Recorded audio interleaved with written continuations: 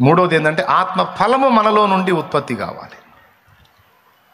అది ఎలాంటిదంటే ప్రేమ, సంతోషము, సమాధానము, దీర్ఘశాంతము, దయాళుత్వం అని వరుసగా చెప్తాడు.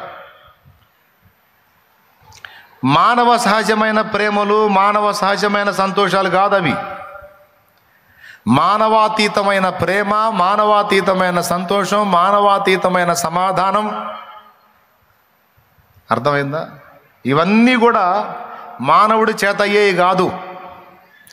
మానవుడిలో నివసించి దేవుని ఆత్మ పరిశుద్ధాత్మ వ్యక్తపరిచే ఫలం ఇది. అందుకే దీని పేరు ఆత్మ ఫలము. ఇది మనిషి ఫలం కాదు. చాలామంది ఈ అంశాన్ని ప్రార్థనలో పెట్టేటప్పుడు ఏమడుగుతారు తెలుసా? దేవా, ప్రేమ, సంతోషం, సమాధానం, దీర్ఘశాంతం, దయాళుత్వం, ఆశా, నిగ్రహం, మంచితనం, సాత్వికం, విశ్వాసం ఇవన్నీ నాలో ఉండేటట్టు సహాయం చేయి, నాలో ఉత్పత్తి అయ్యేటట్టు సహాయం చేయి, నాలో అభివృద్ధి అయ్యేటట్టు సహాయం చేయి అని అడుగుతారు. అక్కడ వాక్యం ఏం చెబుతుందంటే అది మనుష్య ఫలమా, ఆత్మ ఫలమా? విడగొట్టాడు. అర్థమైందా? అవి మనుష్య ఫలము కాదు, మనుషునిలో ఉండి పరిశుద్ధాత్మ వ్యక్తపరిచే ఫలం అది.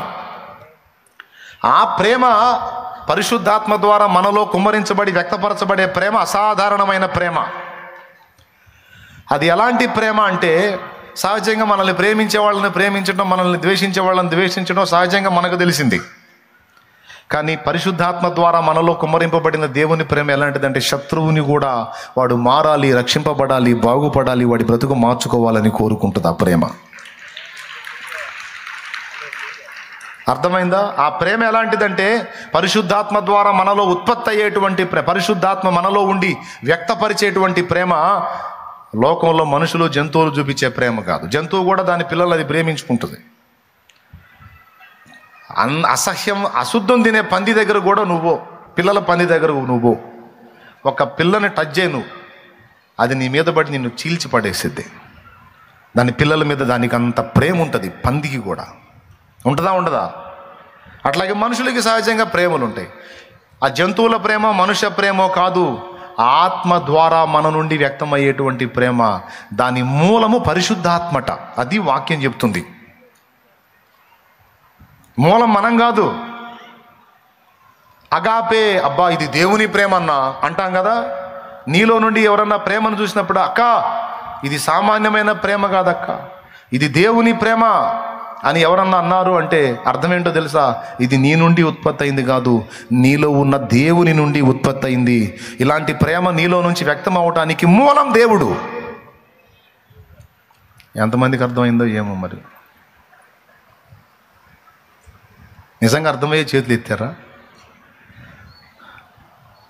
ఇన్ని ప్రతికూలతలలో సంతోషముగా ఉండుట ఏమిటి? మనిషి బతుకు చెప్పనా? అన్ని పరిస్థితులు బాగున్నప్పుడు ఎహే ఎహే ఎహే ఎహే ఎహే అని ఇకిలిచ్చుకుంటూ తిరుగుతారు. కొద్దిగా ఏదన్నా తేడా పడింది అనుకో, కొద్దిగా ఏదన్నా బెడిసి కొట్టింది అనుకో, ఇక సినిమాల్లో సచినప్పుడు వేస్తారే సాడ్ మ్యూజిక్ అని, ఇక ఆ మ్యూజిక్ ఒక్కటే తక్కువ. ఏం సంతోషం అండి ఇది? మనుష్య సంతోషం. అన్నీ బాగున్నప్పుడు ఎగురుకుంటే ఎగురుకుంటే ఎగురుకుంటే తిరగటం, బెడిసి కొడితేనేమో సాడ్ మ్యూజిక్లు వేసుకొని ఏడుపు మొఖాలు వేసుకొని తిరగడం. మనలో నుండి పరిశుద్ధాత్మ వ్యక్తపరిచే సంతోషం ఎలా ఉంటుందో తెలుసా? అనుకూలతలలో సంతోషంగానే ఉంటుంది, ప్రతికూలతలలో కూడా హ్యాపీగానే ఉంటుంది. స్తోత్రం. బిడ్డ అర్థమవుతుందా? పరిస్థితులు అనుకూలంగా ఉన్నప్పుడు సంతోషమే, పరిస్థితులు ప్రతికూలంగా సంతోషమే, సమాధానమే, సంతోషమే, సమాధానమే, చెప్పనా సఖ్యమైన సంతోషం. సంతోషమే, సమాధానమే, సంతోషమే, సమాధానమే, చెప్పనా సఖ్యమైన సంతోషం. దేవునికి మహిమ.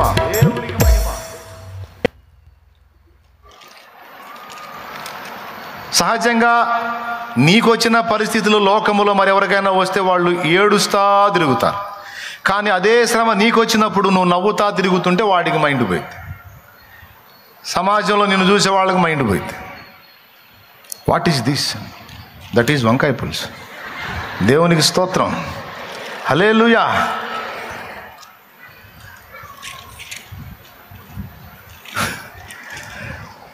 ఎందుకు? ఇది లోకం ఇచ్చే సంతోషం కాదు, నీలో నుండి దేవుడు వ్యక్తపరిచే సంతోషము. ఈ సంతోషం పవర్ ఏంటో తెలుసా? అనుకూలతలలోనే కాదు, ప్రతికూలతలలో కూడా ఇది లైన్లోనే ఉంటుంది. అర్థమైందా? అబ్బా స్తోత్రం. ఏమండి, నీ ఫ్యామిలీకి ఆశ్చర్యం కలిగిద్ది, ఎట్లా ఇలాగా అని. నాకేం తెలుసు, నాకేందో మరి అట్లనే ఉంది. అట్లయితే ఇది నీది కాదు, నీలో నుండి దేవుడు వ్యక్తపరుస్తున్న ఫలం ఇది. ఇది పరిశుద్ధాత్మ అనుగ్రహించు సంతోషం. అందుకే పౌలన్న చెప్పాడు, సంతోషంగా ఉండుడి, ఎల్లప్పుడూ సంతోషించుడి, ఎడతెగక ప్రార్థన చేయుడి అన్నాడు. అవునా? ఏమన్నాడు? ఎల్లప్పుడూ ఏడుస్తూ ఉండండి అన్నాడు, సంతోషంగా ఉండండి అన్నాడు. ఉండాలని మరి మనకు కూడా ఉంటుంది, మీకు కూడా ఉంటుంది, నాకు కూడా ఉంటుంది. కానీ మీరు అప్పుల ఊబిలో కూరుకుపోయి నానా రకాల సమస్యల్లో నలిగిపోతూ మనుషుల వ్యతిరేకతలు, కుటుంబ తిరస్కారాలు, రకరకాల పరిస్థితులు ఎదుర్కొంటున్నప్పుడు వేదన ఉంటుంది, కానీ సంతోషం ఎలాగుంటుంది అంటే, అక్కడ ఆ మాట చెప్పిన పౌలు గలతీలో సమాధానం ఇచ్చాడు. అది నువ్వు వ్యక్తం చేయడానికి ట్రై చేస్తే అది తెచ్చిపెట్టుకున్నట్టు ఉంటుందిరా. అయితే దేవుని ఆత్మ నీలో అది వ్యక్తపరచాలి, ఆయనే నీలో దాన్ని అవుట్ చేయాలి. ఇప్పుడు కొంతమంది ఏం చేస్తారు, ఏడవలేక నవ్వుతాండి.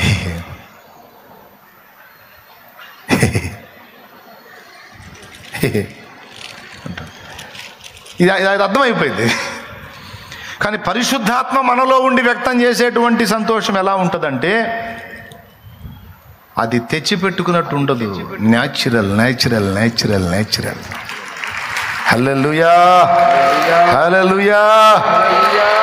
సమాధానం కూడా అంతే. అందులో చెప్పిన 9 తొనలు కూడా మనలో ఉండి దేవుడు వ్యక్తం చేస్తే వాటి పరిమళమే వేరు, వాటి తాజాదనం వేరు, వాటి పరవశమే వేరు. ఆ అనుభవాలు అలా ఉంటాయి. ఇప్పుడు అయ్యి మనలో ఎవరు వ్యక్తం చేయాలంట? పెద్దగా చెప్పండి. రైట్. పరిశుద్ధాత్మ ఆ ఫలమును మనలో నుండి వ్యక్తం చేయాలి. అది మానవ ఫలమనుందా? మన ఫలమనుందా? అయితే మన ఫలం ఏమనగా అన్నాడా? అయితే మనుష్య ఫలం ఏమనగా అన్నాడా? నో. అయితే ఆత్మ ఫలం ఏమనగా. ఆత్మ అన్నకాడ చిన్న లెటర్ వాడాడా, పెద్ద లెటర్ వాడాడా? పెద్ద లెటర్ వాడినప్పుడు అర్థం ఏంటంటే పరిశుద్ధాత్మ అని. స్తోత్రం. అంటే మనలో ఉండి పరిశుద్ధాత్మ వ్యక్తపరిచేటువంటి ఈ 9 విషయాలు మానవాతీతమైనవి. అవి మీలో ఉండాలని ఎంతమంది కోరుకుంటారు? అవి మీలో నుండి బయటికి రావాలి. పరిశుద్ధాత్మ మీలో కూడా ఉండి వాటిని వ్యక్తం చేయాలి. ఆత్మ ఫలము నాలో నుండి కూడా బయటికి రావాలి. అది ప్రజలకు, నాకు, సంఘానికి క్షేమకరంగా మారాలి అని ఎంతమందికి ఆశ ఉంది? అర్థమైన వాళ్ళు చేతులు ఎత్తారు. అందుకని టెస్ట్ చేశాను అన్నమాట. చేతులు దించొద్దు, ఉంచండి. నిజంగా మీకు ఆశ ఉందా? అది నీ ఫలమా, ఆత్మ ఫలమా? పెద్దగా చెప్పాలి. అంటే నీ వల్ల కాదు. నువ్వు ఎంత ట్రై చేసినా కాదు. నువ్వు ఎంత ప్రేమ చూపిద్దాం, దేవుడి ప్రేమ చూపిద్దాం అంటే వాడిని చూస్తే మండిపోతుంటుంది, ఆమె చూస్తుంటే మండిపోతుంటుంది. దేవుని ప్రేమగా దీన్ని తగలబెట్టాలనిపించి కడుపులో రగిలిపోతే బయటికేమో sister praise lord, sister brother praise lord, brother నీకు కూడా ముడి దాగురా, వచ్చి దాగు, నీకు మంచి రోజులు లేవులే. బాగున్నారు బ్రదర్, ప్రైజ్ లాడ్. బాగున్నారు సిస్టర్, ప్రేమ మన బ్రదర్, మన ప్రేమ కలిగి ఉండాలి brother, praise lord brother. Hello, ఇది కాదు. పరిశుద్ధాత్మ మనలో నుండి వ్యక్తపరిచే ప్రేమ అసాధారణమైన ప్రేమ. సంతోషం అసాధారణ. అదంతా ఆత్మ, అది మనిషి నుండి కలిగేది కాదు, పరిశుద్ధాత్మ నుండి కలిగేది. అన్న ఇప్పుడు అది మనకు కలగాలంటే ఏం చేయాలి? ఫస్ట్ పాయింట్ చెప్పాను, బలిపీఠం ఎక్కాలి. అప్పుడే మనము పరిచర్య ధర్మము జరిగించడానికి పాత్రలుగా, ఈవులుగా మారతాం, ప్రజలకు దీవెన అవుతాం. రెండవది ఏం చేయాలి? ఆసక్తితో అపేక్షించాలి, అడగాలి దేవునిని. రెండవది. మూడవది సింపుల్, ఏమనుకోవద్దు. పరిశుద్ధాత్మ నీలో ఉండి ఆత్మ ఫలము ఫలించాలంటే నువ్వేం చేయాలి తెలుసా? నిద్రించాలి. అయిపోయింది, అంతే. నువ్వేం చేయాలి? నిద్రించాలి. ఇప్పుడు నిద్రపోయేవాళ్ళు ఎవరైనా ఉంటే లెగుస్తారు, ఇప్పుడు దాకా నేను చేసింది ఆ పనే కదమ్మా అని. దేవునికి స్తోత్రం. ఇంకొక భాషలో చెప్పాలంటే నిద్రించుట అనగా చనిపోవుట. పరిశుద్ధాత్మ నీలో ఉండి ఆ 9 తొనలు అయి ఉన్న ఆత్మ ఫలమును దేవుని ఆత్మ వ్యక్తపరచాలంటే ఫినిషింగ్ టచ్ నువ్వు చచ్చిపోవాలి. డైరెక్ట్గా చచ్చిపోవాలంటే అదురుపోతారని నిద్రించాలని చెప్పా. చచ్చిపోవాలా టోటల్గా. ఇప్పుడు ఈ ముగింపులో నువ్వు అదే చెప్పింది మాకు.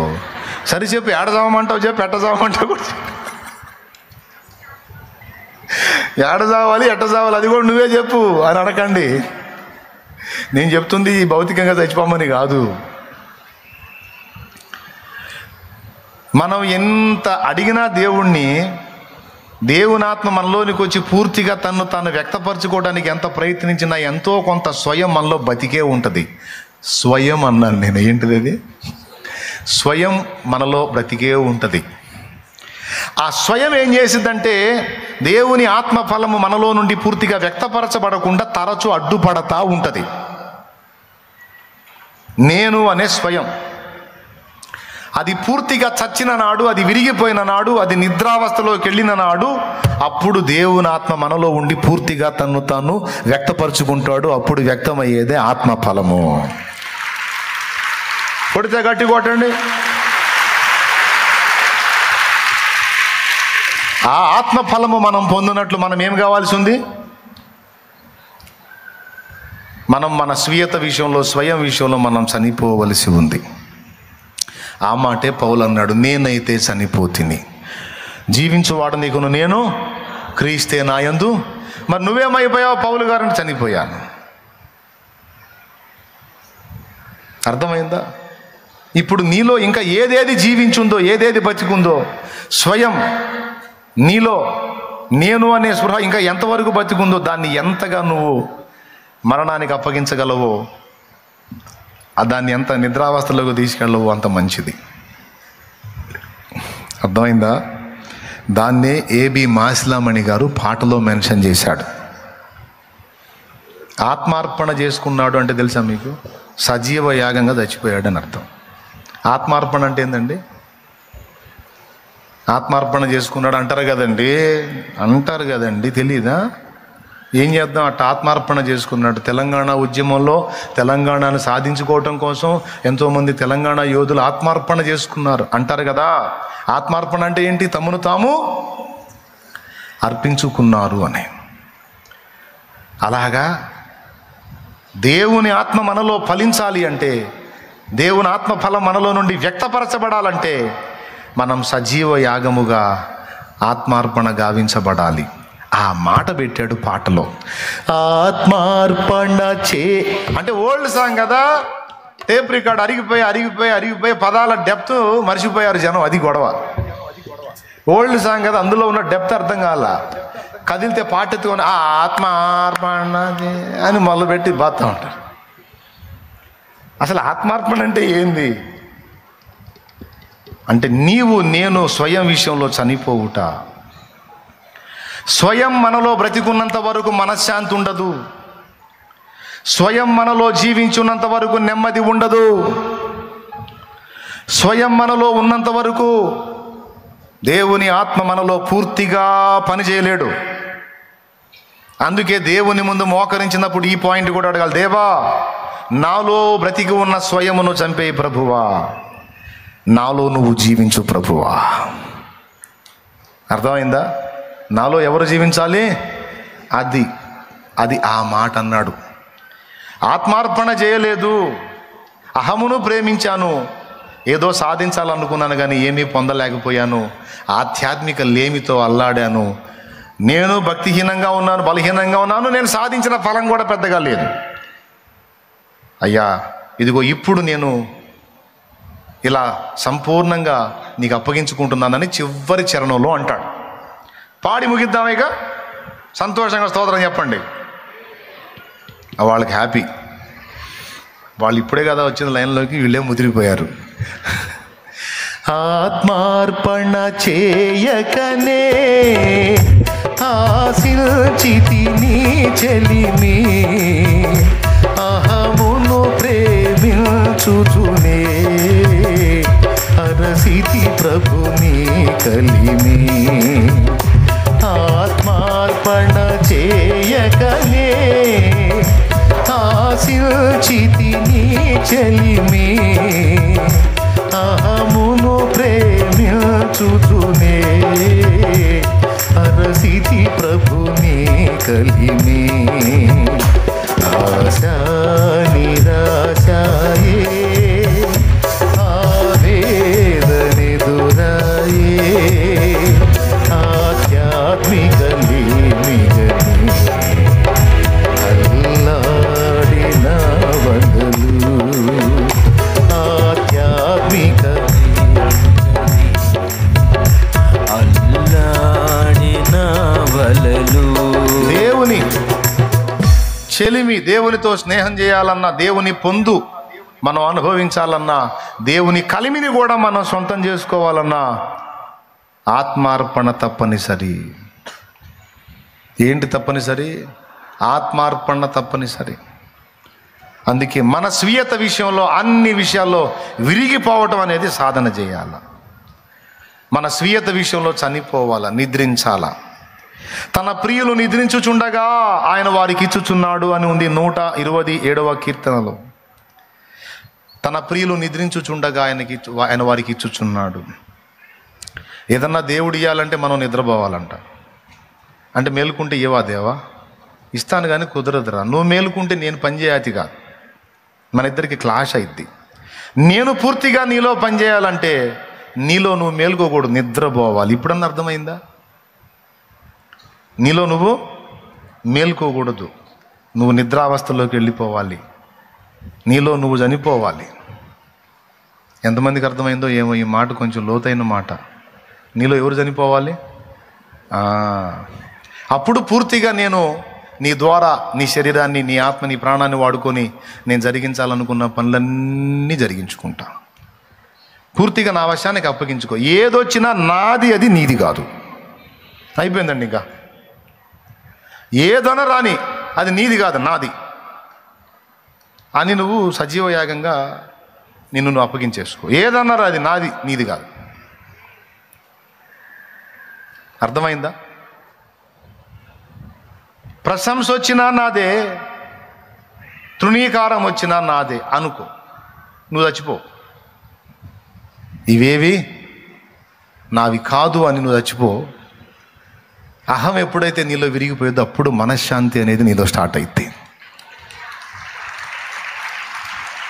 వాడు కట్టాడు 2 స్టేర్లు, నేను కట్టాలి ఎట్టనన్నా కానీ అనేది పోటీ పడ్డామండి అవుట్.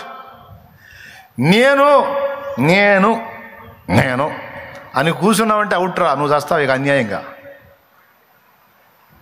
సరే వాడు 2 కాదు 3 స్టేర్లు 14 స్టేర్లు కట్టుకొని నాకెందుకు, నాకు దేవుడు ఇవ్వాల్సింది ఇచ్చాడు. దేవుని చిత్తం అయితే దేవుడు కట్టుకుంటాడు, లేకపోతే దేవుడు ఇవ్వనది కూడా పీకేసుకుంటాడు. ఆయన చిత్తం. నాదేముంది సార్, అంతా నాయందే, నాదేం లేదు, అంతా నా ప్రభుదే. మరి నీదేం లేదంట, మరి నువ్వేమైపోయావు? నేను చచ్చిపోయాను సార్. ఎంతమందికి అర్థమైంది? నేనైతే చనిపోతుంది, ఇక నాది ఏమీ లేదు. మరి ఉన్నదంతా ఎవరిది? ఆయనదే. క్రీస్తే నా యందు నివసించుచున్నాడు అన్నాడు కదా. కాబట్టి ఇప్పుడు ఫైనల్గా అర్థం చేసుకోండి, సమస్త విషయములలో మనం ఎంతగా చనిపోగలమో అంతగా దేవుడు మనలో తన ఫలింపుని వ్యక్తం చేయగలడు. గోధుమ గింజ భూమిలో పడి చావకుండా నెల ఒంటిగానే ఉండును కానీ అది చచ్చిన ఎడల బహుగా ఫలించును. మనం ఏం చేయాలి? భూమిలో పడి ఆ తర్వాత దేవుడు దానిలో నుండి నూతన జీవాన్ని, పరిశుద్ధాత్మ జీవాన్ని ఉత్పత్తి చేస్తాడు. భక్తులందరిలో అలాంటి జీవం ఉత్పత్తి అయింది కాబట్టే అనేక మంది వారి వలన బతికారు. యేసయ్యలో కూడా అలాంటి జీవం ఉత్పత్తి అయింది. యేసయ్య స్వయం విషయంలో ఎంతగా చనిపోయాడో మీకు తెలుసా? ముగింపు మీకు అనుమానం లేకుండా నిలబడి చెబుతాను నమ్మకం కోసం. దేవునికి స్తోత్రం, హలే మళ్ళీ నేను కూర్చొని చెబితే మళ్ళీ పొడిగిస్తున్నాడు బాబాయ్ అనుకుంటారు మీరు. మీ సైకాలజీ నాకు తెలుసు, అందుకని చెబుతున్నాను నేను. హల్లెలూయా చెప్పండి గట్టిగా. అనుకున్నారా? అనుకుంటే ఇంకోసారి చెప్పండి. రైట్. యేసయ్యను చూడండి.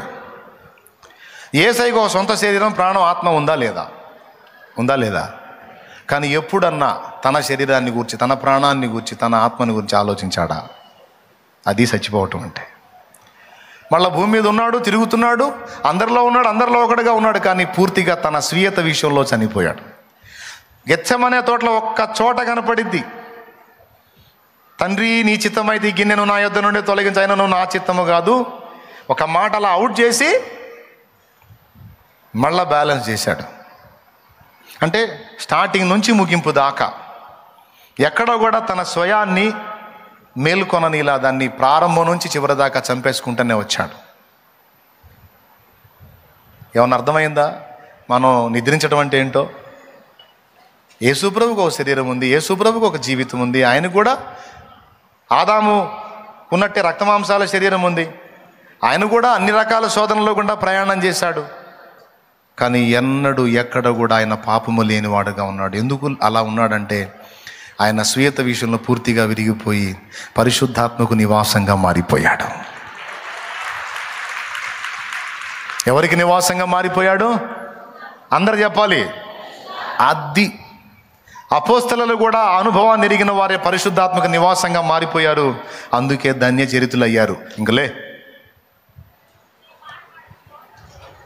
అందులో కూడా ఉంది, ఇప్పుడు వాడేది అదేలే. స్తోత్రం.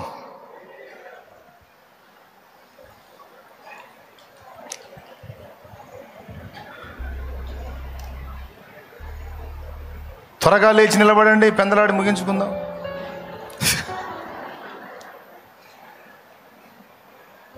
యేసయ్య ఎక్కడన్నా అహానికి పోయాడా? ఎక్కడన్నా ఆయన స్వార్థానికి పోయాడా? బిడలారా చెప్పండి. ఎక్కడన్నా తన స్వీయత గురించి ఆలోచించాడా? లేదు, విరిగిపోయాడు. నేను, మీరు, మనమందరము కూడా ఎంత విరుగుతామో అంత పెరుగుతాము దేవునిలో. హల్లెలూయా, హల్లెలూయా, హల్లెలూయా, హల్లెలూయా. అర్థమైందా? విరుగుట పెరుగుట కొరకే. అంతే. దేవుడు నీలో నువ్వెంత విరిగిపోతావో దేవుడు నీలో అంత పెరుగుతాడు. నీ స్వీయత నీలో ఎంత చనిపోతుందో దేవుని నింపుదల నీకు అంత సమృద్ధిగా వచ్చింది.